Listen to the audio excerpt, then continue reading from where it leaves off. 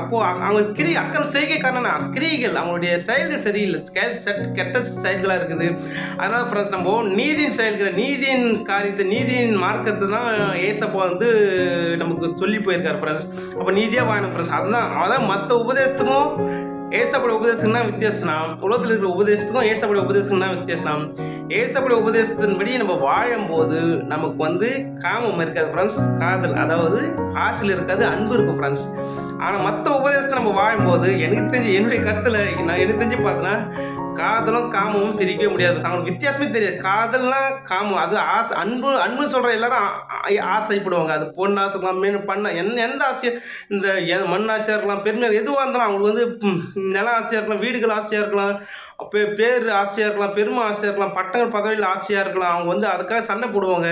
அது உலகத்தார் ஃப்ரெண்ட்ஸ், உலகத்தார். அதில் வந்து அதுலேருந்து நம்ம இந்த அந்த உபதேசம் படி வாழ்ந்த நமக்கு வந்து காமம் கண்டிப்பாக நம்ம ஐயாது ஃப்ரெண்ட்ஸ். அந்த உபதேசம் படி வாழ ஒவ்வொருவருக்கும் காதல் இருக்கும், காமம் ரெண்டுமே இருக்கும், அன்பும் இருக்கும், ஆசைகளும் இருக்கும். அந்த உபதேசம் உலகத்தின் எல்லா உபதேசமும் வாழும்போது, ஆனால் கிறிஸ்துவ உபதேசத்திலே ஆரோக்கியமான உபதேசம் படி வாழறவங்களுக்கு தான் காமம் இருக்காது, ஆசைகள் இருக்காது, காதல் அதாவது அன்பு இருக்கும், உண்மையான அன்பு இருக்கும் ஃப்ரெண்ட்ஸ். பரலோக ராஜ்யத்தில் வந்து காமம் என்ன சொன்ன ஃப்ரெண்ட்ஸ், பரலோக ராஜ்யத்தில் வந்து காமம் இருக்காது, காதல் அதுதான் இருக்கும் ஃப்ரெண்ட்ஸ். அதாவது என்னன்னா அன்பு இருக்கும், ஆசையில் இருக்காது ஃப்ரெண்ட்ஸ். அப்போ அந்த வாழ்க்கை வந்து இந்த பூமியிலே நம்ம அனுபவிக்கலாம் ஃப்ரெண்ட்ஸ். இந்த பூமியில வந்து நம்மளுக்கு பார்த்தோன்னா அந்த எந்த ஆசையில் இல்லாமல் நம்ம கண்ட்ரோல் வந்துடும் ஃப்ரெண்ட்ஸ். 20 வருஷம் கழிச்சு அதுக்கப்புறம் நமக்கு வந்து நம்ம நீதி செய்யும்போது பார்த்தீங்கன்னா நம்ம அந்த நமக்கு உலகத்தில் இருக்க எல்லா ஆசையும் நம்ம வெறுத்து நம்ம ஒரு அன்புள்ளவர்களாக கல்லங்கப்பட்ட குழந்தை நம்ம மாறும் ஃப்ரெண்ட்ஸ். இதான் ஃப்ரெண்ட்ஸ் முக்கியமான இயேசு கிறிஸ்து உபதேசம், இதான் ஃப்ரெண்ட்ஸ்.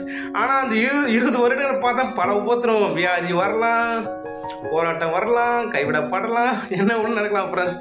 ஆனால் நம்ம அவசரப்படாமல் நம்ம பொறுமையாக இருக்கும்போது நமக்கு வந்து அந்த நித்திய பரலோக ராஜ்யத்தில் நம்ம ஆண்டோடைய பிள்ளைகள், அதாவது பிதாவின் புத்திரர்கள் பிள்ளைகளாக இருக்கிறோம், அங்கே சந்தோஷமாக இருக்க போகிறோம். அதே பூமியில் ஒரு பிள்ளைகளை நம்ம கள்ளம் கபட்டு போயிருந்தப்போ நம்மளால 100 வாழ முடியும் ஃப்ரெண்ட்ஸ். கிறிஸ்தவர்கள் வந்து அநேகர் வந்து பார்த்தீங்கன்னா, அநேக தம்பதிகள் பார்த்தீங்கன்னா நிறைய பேர் என்ன பண்ணுறாங்க, டைவர்ஸ் வாங்கிறாங்க. ஏன்னா அந்த ஒரு அந்த கணவனுக்கு பார்த்தீங்கன்னா மாம்சத்தின் ஆசைகள் அதிகமாக இருக்கும். அதாவது உடல் உறவு போடுறது, மற்றபடி எவ்வளோ வெளியே போகிறது வளர்த்து அநேக ஆசைகள் இருக்கும். சில பேருக்கு வந்து பெண்களுக்கு ஆசை இருக்கும், ஆசைகள் அதிகமாக இருக்கும், மாம்ச ஆசைகள் அதிகமாக இருக்கும், ஆண்களுக்கு இருக்காது. 2 பேருக்கு வந்து ஒருத்தருக்கு ஆசை அதிகமாக இருக்கும், மாம்சத்தின் ஆசை அதிகமாக இருக்கும். இவ்வளோ அதாவதுன்னா மாம்சம் அதாவது இச்சை ஆசைகள் அதிகமாக இருக்கும்.